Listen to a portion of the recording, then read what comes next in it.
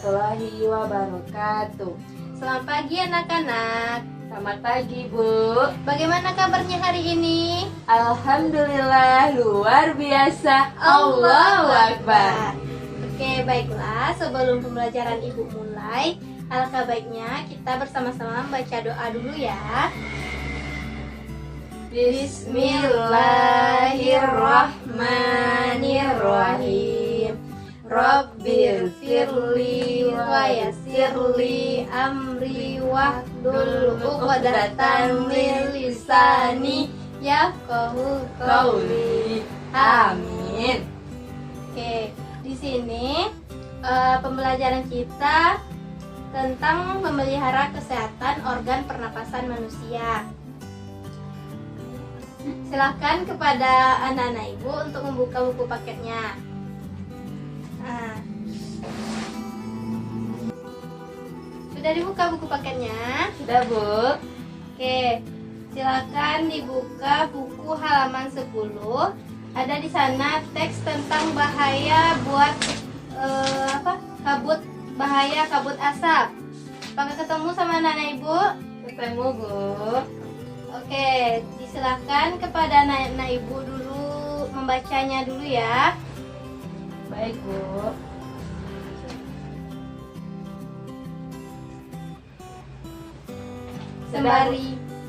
Sembari membaca, coba anak-anak Ibu temukan kata-kata yang menurut anak-anak Ibu baru dilihat. Oke, selanjutnya anak-anak Ibu coba bacakan teks yang ada di dalam buku itu. Coba silakan Zakia untuk membacakan. Baik, Bu. Kabut asap menjadi istilah yang sering kita dengar akhir-akhir ini. Sejumlah media massa kembali memberitakan hebatnya kabut asap. Persoalan lingkungan yang dikenal dengan kabut asap ini sebetulnya bukan fenomena baru di negeri kita. Setidaknya sekitar beberapa tahun yang lalu, kabut asap hebat menjadi bencana nasional yang turut menarik perhatian serius dunia internasional, sehingga Indonesia mendapat penilaian sebagai negara pengekspor asap. Lanjut, Bu. Ya, lanjut Zakia. Melihat sumber kabut asap umumnya terjadi akibat intervensi manusia, baik disengaja maupun tidak disengaja, melalui pembukuan maupun pembersihan lahan dengan cara membakar. Dilihat dari sejumlah kejadian kebakaran sejak 1990-an hingga kini, faktor penting yang berkontribusi menjadi penyulut kabut asap selama ini. Pembersihan lahan yang terjadi di sejumlah area konsesi perkebunan skala besar dengan cara membakar. Memang dalam satu sisi, pembukaan lahan dengan cara membakar bagi korporasi adalah cara yang sangat murah. Sejumlah kasus dan kejadian pembakaran lahan yang berkontribusi menyebabkan kabut asap yang dapat mengakibatkan sebagai penyakit akibat udara yang tercemar. Pada kondisi kesehatan tertentu, seseorang akan menjadi lebih mudah mengalami gangguan kesehatan akibat kabut asap dibandingkan orang lain, khususnya pada orang dengan gangguan paru dan jantung, lansia, dan anak-anak. Kabut asap dapat menyebabkan iritasi pada mata, hidung, dan tenggorokan, serta menyebabkan reaksi alergi, peradangan, dan mungkin juga infeksi. Kabut asap juga memperburuk penyakit asma dan penyakit paru kronis lain seperti bronkitis kronik, PPOK, dan sebagainya.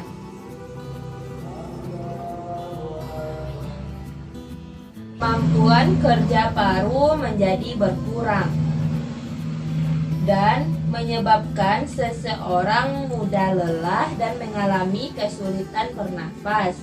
Bagi mereka yang berusia lanjut, lansia, dan anak-anak maupun yang mempunyai penyakit kronik dengan kondisi daya tahan tubuh yang rendah akan lebih rentan untuk mendapat gangguan kesehatan. Kemampuan dalam mengatasi infeksi paru dan saluran pernafasan menjadi berkurang, sehingga menyebabkan lebih mudah terjadi infeksi.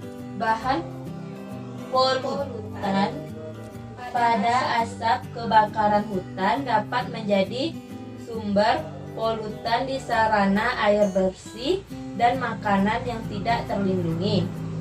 Infeksi saluran pernafasan akut ISPA jadi lebih mudah terjadi, terutama karena ketidakseimbangan daya tahan tubuh host, pola bakteri atau virus penyebab penyakit, agen, serta buruknya lingkungan. Ancaman penyakit infeksi saluran pernafasan akut ISPA mengancam masyarakat terpapar asap kebakaran hutan.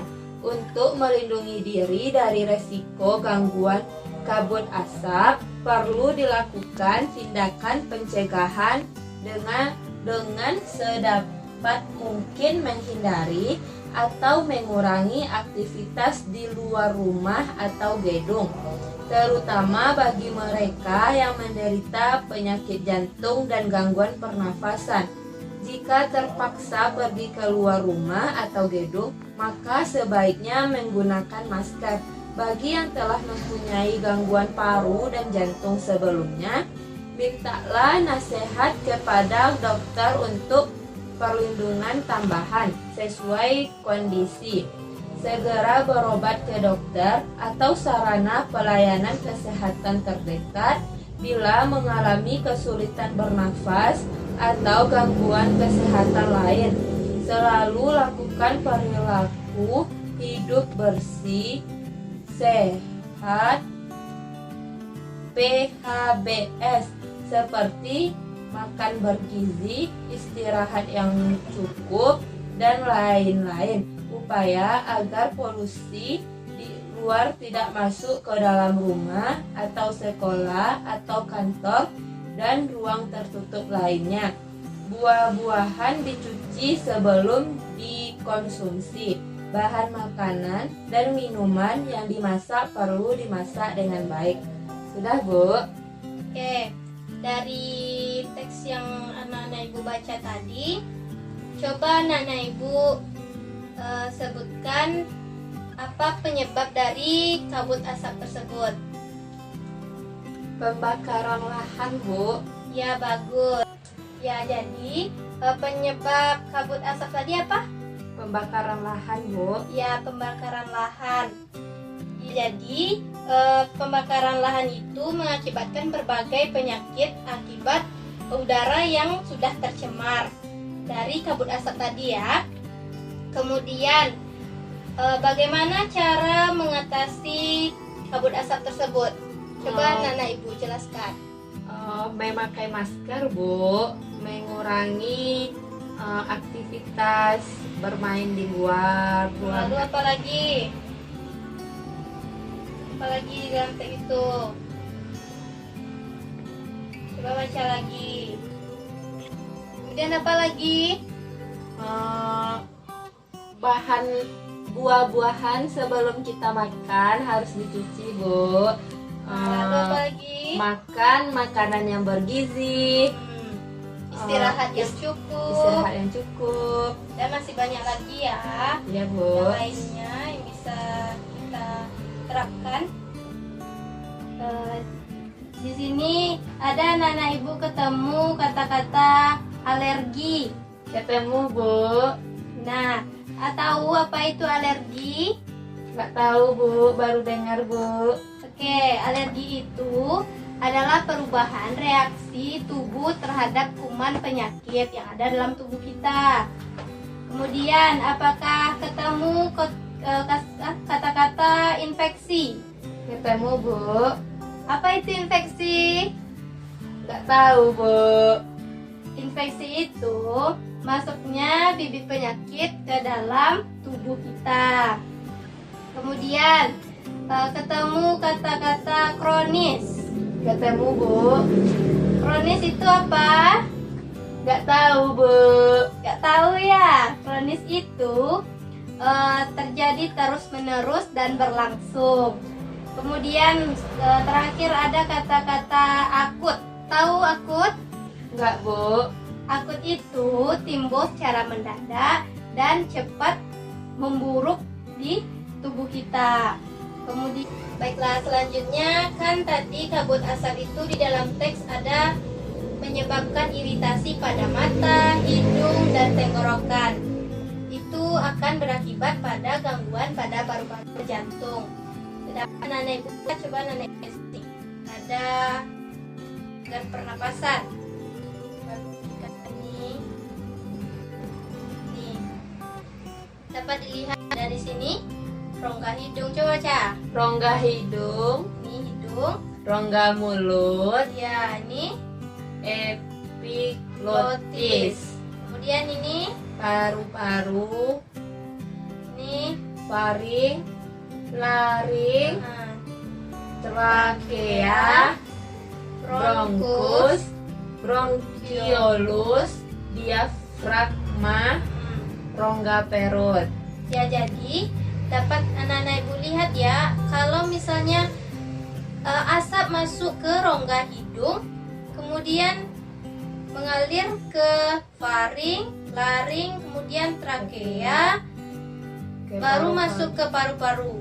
Jadi paru-paru ini akan tersumbat akibat dari asap yang masuk ke dalam tubuh kita tadi. Oke, jadi pada pembelajaran kita hari ini dapat kita simpulkan bahwa anak-anak ibu itu dianjurkan untuk menjaga organ pernapasan yang ada dalam tubuh kita ini dengan baik ya. Jangan sampai karena polusi udara seperti kabut asap yang tadi itu membuat anak-anak ibu menjadi sesak napas nantinya. Kemudian anak-anak ibu sebaiknya menghindari tempat-tempat yang berasap, dan jika keluar rumah misalnya terjadi kabut asap, anak-anak ibu jangan lupa memakai masker ya. Ya, Bu. Baiklah, cukup sekian pembelajaran kita pada hari ini. Sampai jumpa minggu depan. Kita tutup pembelajaran kita hari ini dengan membacakan hamdalah. Alhamdulillahirabbil alamin. Akhirul kalam, wassalamualaikum warahmatullahi wabarakatuh. Waalaikumsalam warahmatullahi wabarakatuh.